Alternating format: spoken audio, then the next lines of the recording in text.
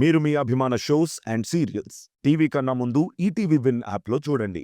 Download and subscribe to ETV win app. 99 రూపాయలు మాత్రమే. వసంత కోకిల వనమంతా పిలుపులా, వసంత కోకిల జగమంతా గెలుపులా.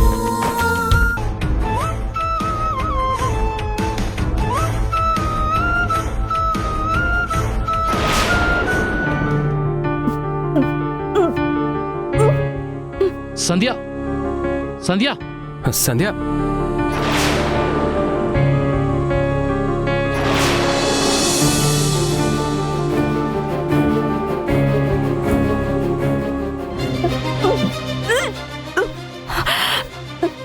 సంధ్య సంధ్య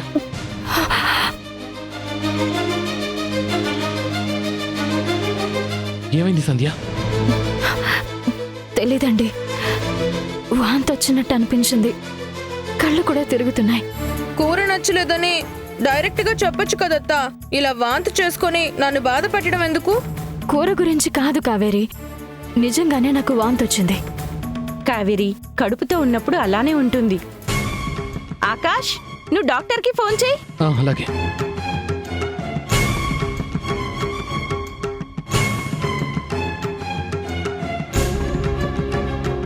హలో డాక్టర్.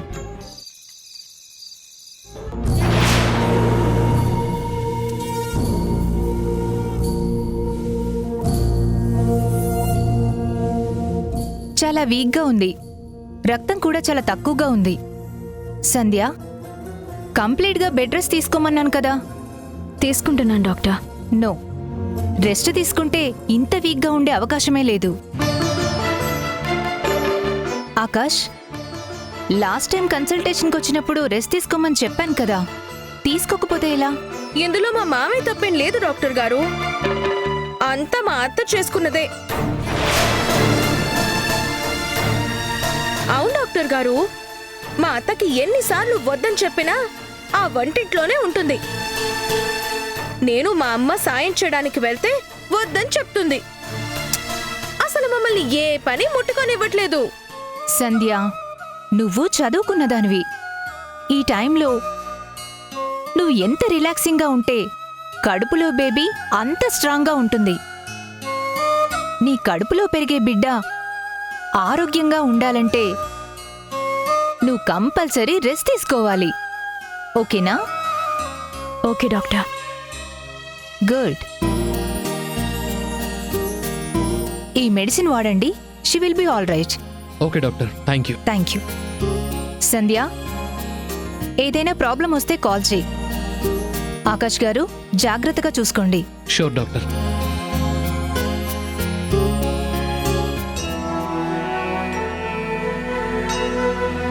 చూడు సంధ్య, నీ పనిపిచ్చి వల్ల డాక్టర్తో నేను తిట్లు తినాల్సి వచ్చింది. నాకు నీ మీద ప్రేమ కేరింగ్ ఏం లేవని డాక్టర్ అనుకుంటున్నారు. అలా ఏం లేదులేండి. ఇంకేం మాట్లాడకు. ఈ రోజు నుంచి నువ్వు బెడ్ దిగడానికే వీల్లేదు. పగలు రాత్రి తేడా లేకుండా రెస్ట్ తీసుకోవాలంతే. పనులు చూసుకోవడానికి మేమంతా ఉన్నాం కదా, సరేనా? సరేనండి. ఇప్పుడు ఇలానే సరే అంటావు, తెల్లారగానే మళ్ళీ కిచెన్లోకి పరిగెడతావు. ఆకాష్, సంధ్య ఎవరు చెప్పినా వినదు. నువ్వే తన పక్క నుండి కేర్ఫుల్గా చూసుకో. నా భార్యను ఎలా చూసుకోవాలో నాకు బాగా తెలుసు. ఇంకొకరి సలహా అనవసరం.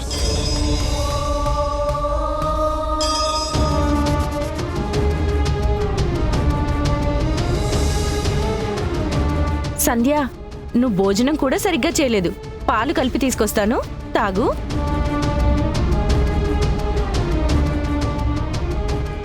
సంధ్య, నువ్వు రెస్ట్ తీసుకో, నేను వెళ్ళి మెడిసిన్ తీసుకొస్తాను. అలాగేనండి.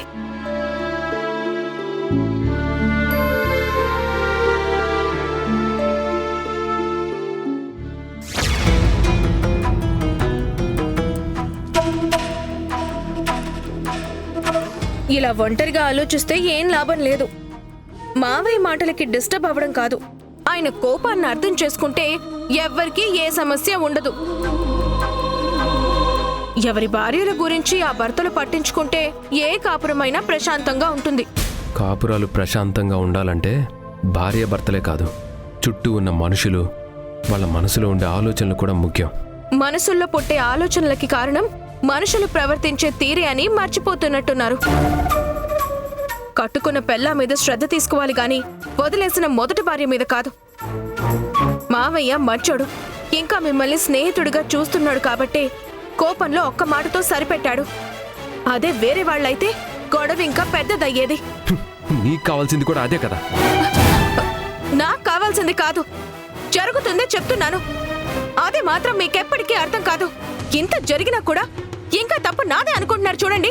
మీలో మార్పు ఎప్పటికీ రాదు.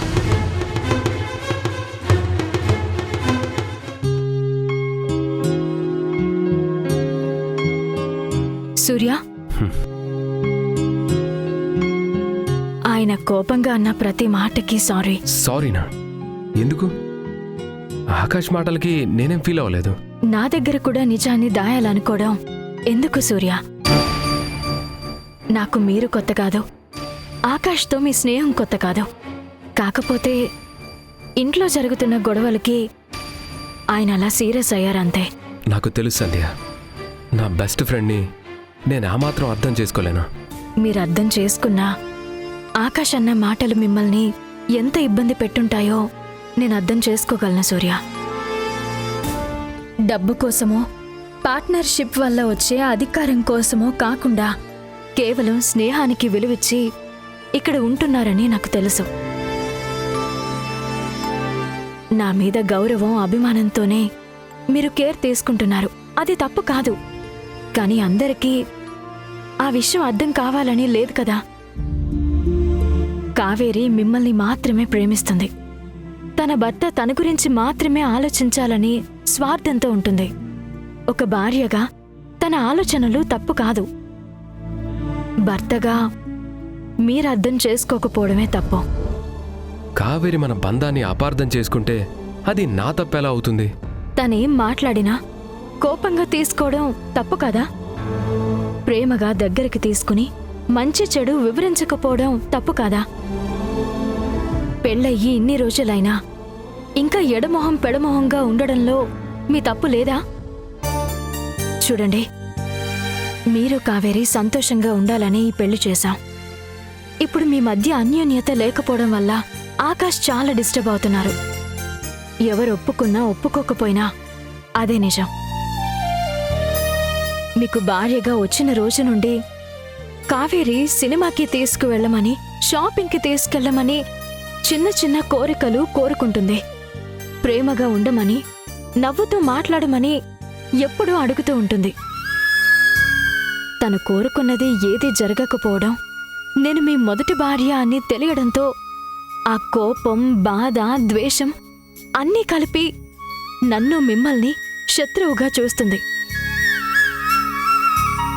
తనకి ఇంట్లో ఎవరూ సపోర్టుగా ఉండడం లేదని తల్లిని తీసుకొచ్చుకుంది.